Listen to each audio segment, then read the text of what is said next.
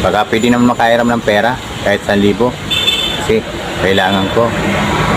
Nanghihiram ka na naman. Ang dami mo ng utang sa akin. Kailan mo kung mababayaran kasi hindi ka nagtatrabaho. Ano mangyayari sa'yo? Palay ka tambay. Hindi ka nagbabanat ng buto. Paano mabubuhay ang pamilya mo kung ganyan ka? Ha? O sige. O, sangin kita ng 1,000. Pero last na lang to, ha? Lahat sa susunod, magtrabaho ka, ha? Hindi kita sisingilin sa lahat ng utang mo. Basta magtrabaho ka. Salamat, tol. Hindi ka nakapagtrabaho. Walang humanapan na trabaho at walang tatanggap sa akin.